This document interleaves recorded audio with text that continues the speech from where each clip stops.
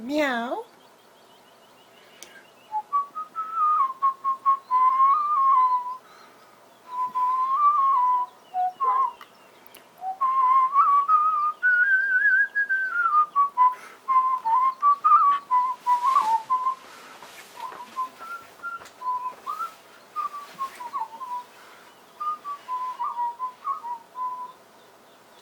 Greetings, welcome, and shalom.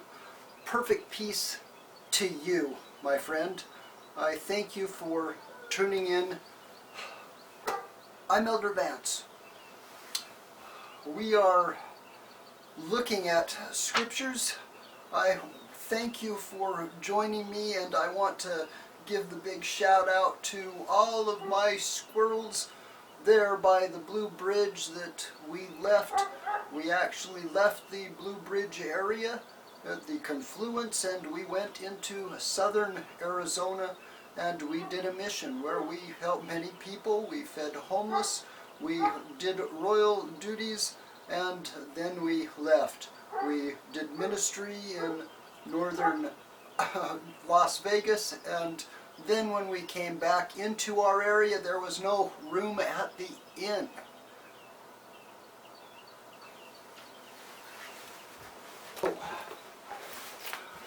We're getting our books out. The squirrels, all you Kodesh called out squirrels, the Kodeshim of Yahweh, the royal nations. When we came back, no room at the inn, we now are in our rented flat. Hallelujah. This is modest. We have very little. However, after we came back into the area, we lived in the bushes. So right now we're out of the bushes. We lived about 14 miles down from Lewiston, Idaho on the river, and me and the missus, we did just fine with Wiley the Wonder Dog, and we have lived in tents for many years, but throughout the summer it was all in tents, and it was quite a time of Sukkot to get with the Heavenly Father along with many geese. We had a mink that went through my wife's toes, literally. We had many encounters with people that did not understand the ways of Yahweh, that were mean, and we had many trials along the way.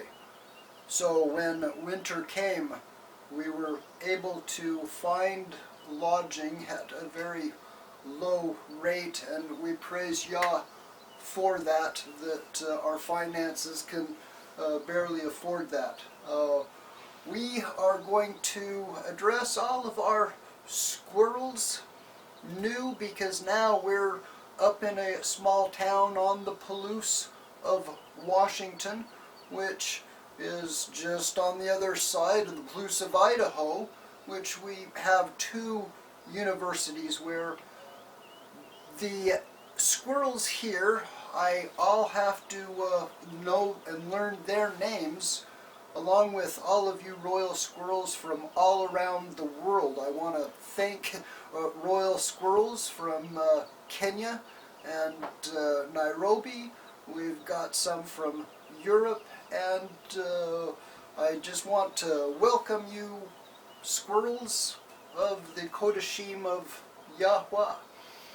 I will be putting out many different videos, teachings of instructions of the importance of scriptures. In fact, they will be entitled The Importance of Scriptures. So, the scriptures of importance, we're going to be going back through, and we're going to have the squirrels back in Clarkston sharing with all of the other folks, as I'm meeting with squirrels here locally who, it's a whole different bunch of squirrels. They're very well educated, and they have the different objections to the good news of these books. They are much more ignorant rodents, if you may say. In fact, they're I can't tell the little boy squirrels from the little girl squirrels, but anyway, we're going to be looking at issues that affect the families, whether you are in Africa, whether you are in Europe, or whether you are in America, where we are a remnant of called out Kodashim people, because we have heard the voice and we have obeyed the commandments that were laid forth out that we had. We've got 66 books in our scriptures. I recommend the scriptures and the Aleph Tav Sefer and the Restored Names versions. There, in our day, things have been changed. The names have been changed to protect the innocent. However, today, the innocent who was looking for the name has been hidden up because a wicked generation will not tolerate truth. I'm here to tell you truth. I'm going to start with the 66 books. So you have Genesis through to Revelation. But do you have a concept of the Hebrew nature? We cannot look at it from this time in history, at the end of time, where everything is behind us. We have to start back at the beginning and find out foundations, roots, root words. So we look into the words, if you have the scriptures, we've got to find what it is that the King James word actually says. So issue with this book, which I love, it's a much better translation. But you still, in order for you to find out what the word translated into English, then you go to a concordance. Okay, so the squirrels open up the Strong's Concordance and they find out what the English word and the definition, and then it gives the list of all of the places that that word is given. So if you get into a complete dictionary, what it will do is first you've got to go from, if you're in the English, you go back to the Greek. If you're studying in the New Testament, the Brit Hadashah, the renewed covenant. So you take the word and you take it back into Strong's and you find the Strong's number, you take that back into the Hebrew. But that is still giving you basically a modern translation of feelings. And what it will tell you, if you really look into the Strong's, that all of the proper nouns have been translated erroneously, diabolically. And these are the things that I will show you if you're looking for truth.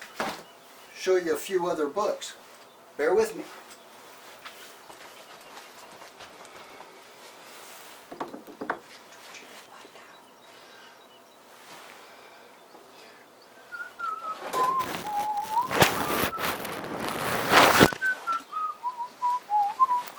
Well, we're grabbing some. Oh, and that's another good one. Ooh, that too. Uh-oh. Okay, now, yeah. Boop.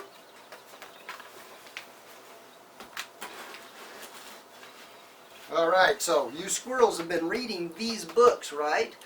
And if you're not familiar with these books, we're going to be introducing them in future episodes of Scriptures of Importance.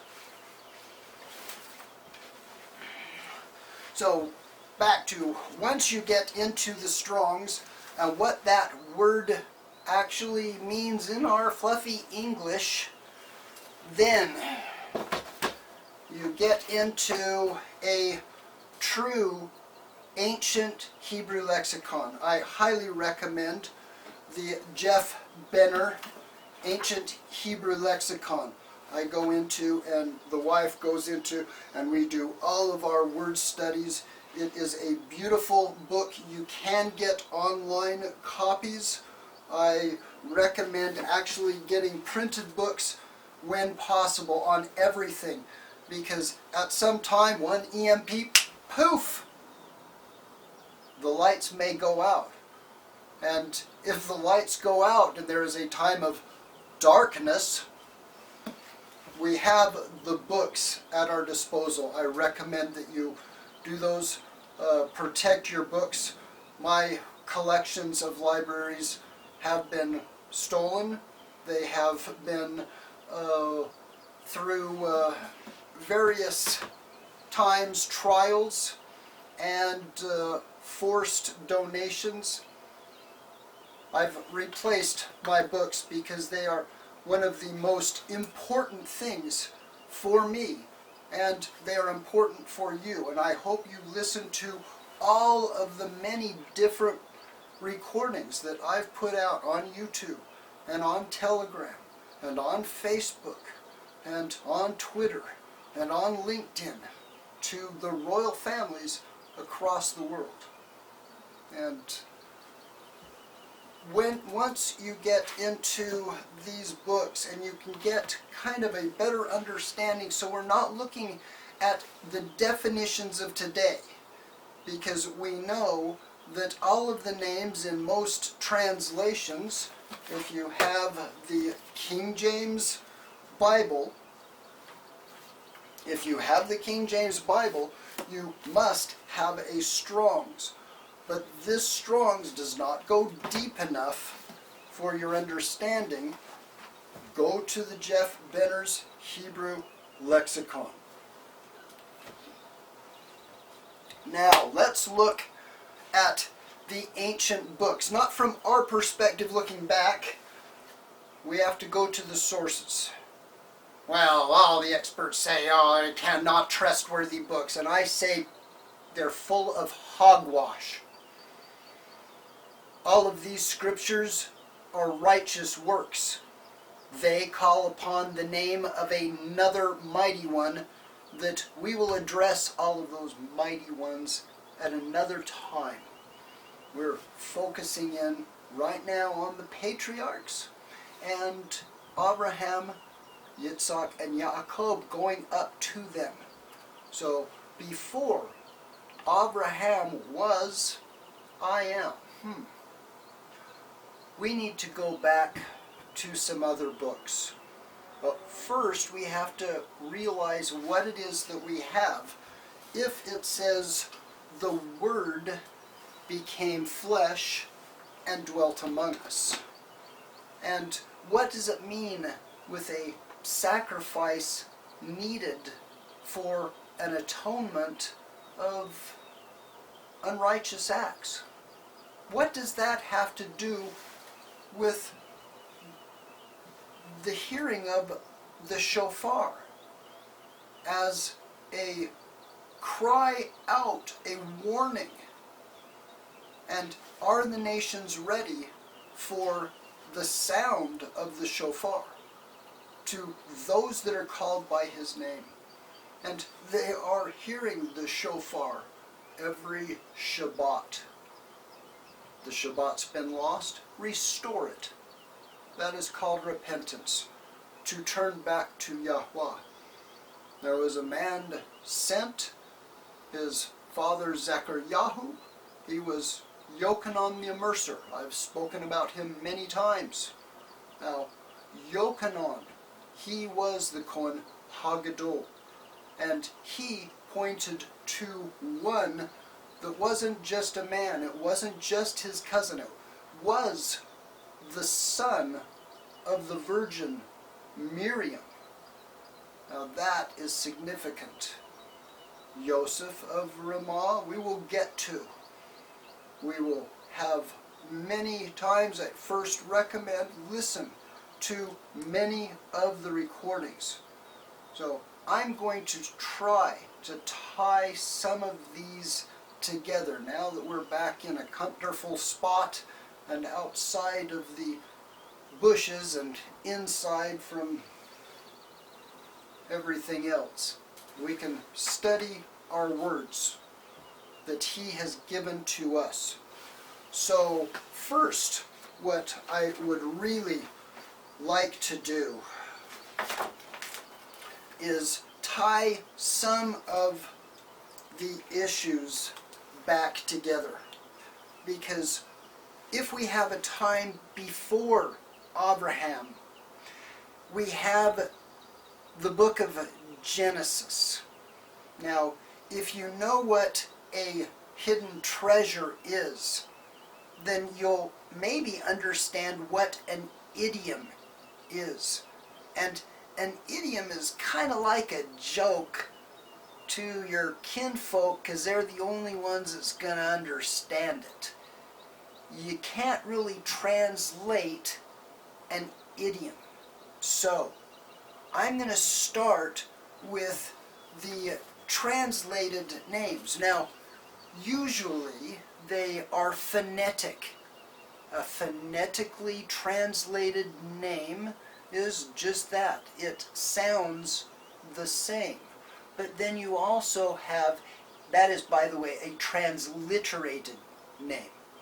You also have a translated name, and that is, for instance, if you translate Bethlehem, Bet Lechem, house of bread, Lechem. These are things that most people in the modern day do not understand.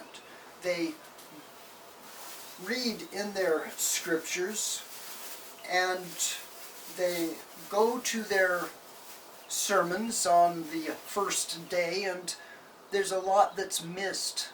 The Kodeshness, particularly because the name of Yahweh is missing and has been replaced by the name of some pagan other.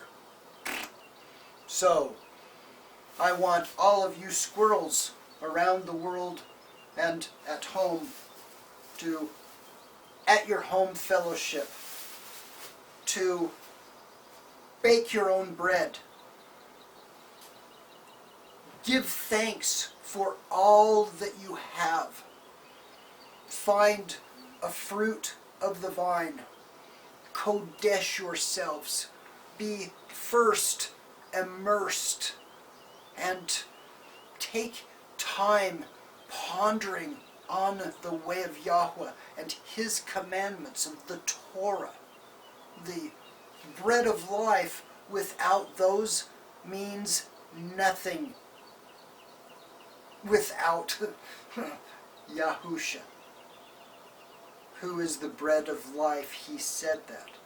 So when it comes to men like Abraham, or even when it comes to men like Adam, who said, Yahweh said to him after the fall, by the sweat of your brow shall you grind your bread. We need to eat, and we need to give thanks always. Baruch atah Yahweh Eloheinu melech haolam hamotzi alechem borei pri hagafen o emet Yahweh. So as often as we come together, we are to break bread in the name of Yahweh.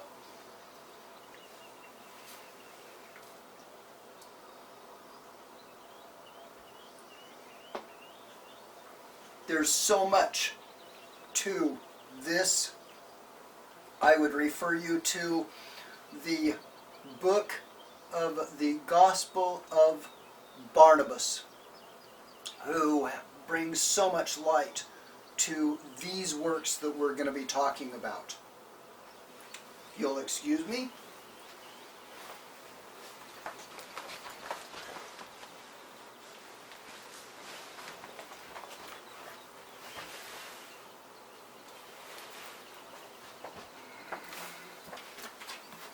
Wiley had a few words. Nothing? Oh, pardon. He's shy. There you go. So, idioms. We're talking about idioms. And I've gone through the whole series of the different books and how they pertain to the life of Adam and his death. Because here in the book of Genesis, Bereshit, there's a few sentences. We know that he died at 930 years, but how can you trust this word? How do you know that it hasn't been fiddled with? The fiddling occurs. The book of Hanok addresses this, but the book of Enoch has been tossed away.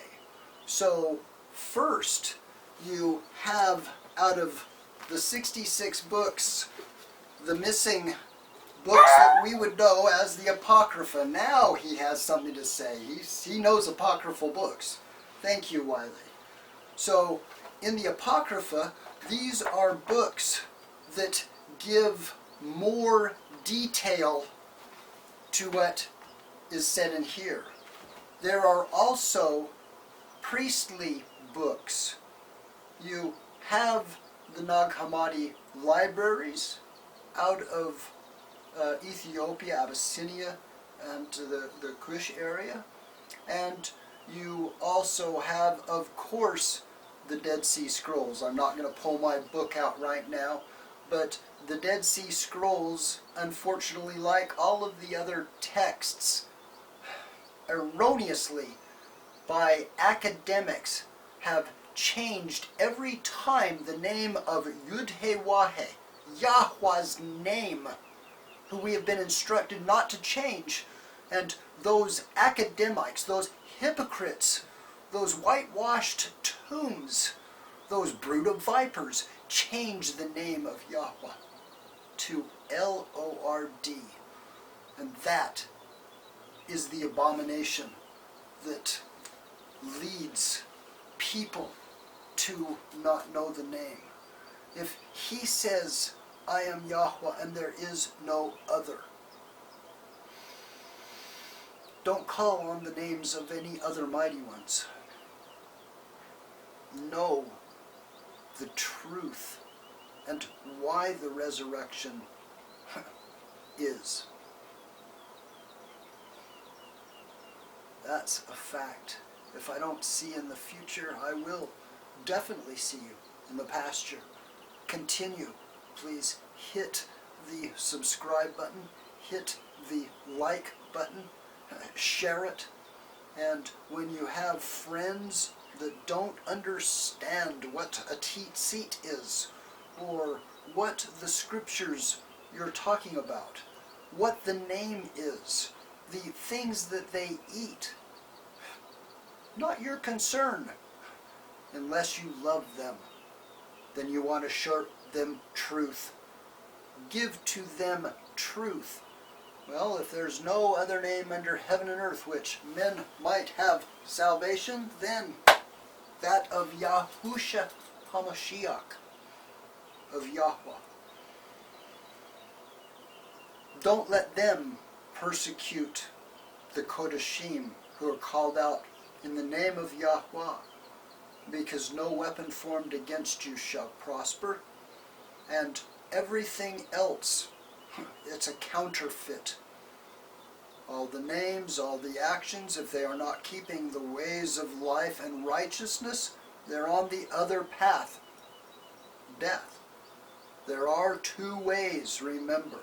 There is a way of life and righteousness, choose it, and there is a way of death, wickedness, and evil, and the wages of sin is death. And after that there is a payment period for debts accumulated here in this physical realm. That is why Yahweh became flesh and came in and dwelt and tabernacled among men, as is spoken of in Yochanan, John chapter 1:1. And we go through those verses, and the darkness didn't understand it. If you are of any royal descent, call upon the name of your Maker Yahweh, Allah Yahweh, your Elohim. Don't get into the semantics of the languages.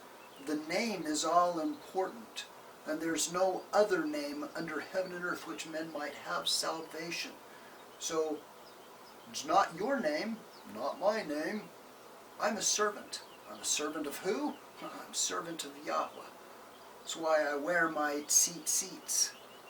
That is why I carry my scriptures. That is why I always have a scripture on my tongue, ready for good news to people that are in despair. They're hurting. They do not know truth. They only know tradition. And what good is that?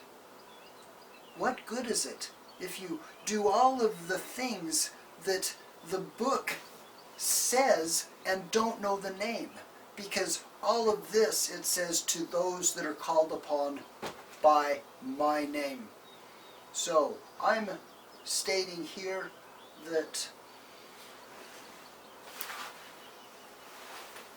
we are servants of Yahweh, and he came in the flesh as the Messiah, Yahusha, and they did him a terrible thing. If you read in those Gospels, do you realize that Adam, that Enoch, that Noah, and all of those descendants in between, all the way up through in that genealogy to Abraham, and his son Yitzhak, as well as Ishmael, and through Yitzhak you get Yaakov, who had 12 sons. They became the 12 tribes of Israel. But what was given to Yitzhak was the Yashar. The Yashar. The straight way. So, is this a book that is in your understanding, which is the book of Jasher, or Yashar, the book of uprightness, the straight way? And it is the most authoritative history of the world. And we're going to leave that with this. The book of Yashar lines up with the book of Jubilee, which is chronicled by Enoch, and also the books of Enoch, how and they regard right to the book of Revelation. If you're saying that the book of Genesis is the foundation of the book of Revelation, no, you're missing it. Okay, the Word that became flesh that comes back at the end of the book that is described in the book of Revelation, or Chazon, a revelation, Chazon, he is the one that was made flesh. So the straight way of Yashar chronicles how the resurrected one came to all of those patriarchs. And if you are from the seed of Adam, or if you are from the seed of Noah through Shem, Ham, or Japheth, or if you are of the line of Shem through Abraham,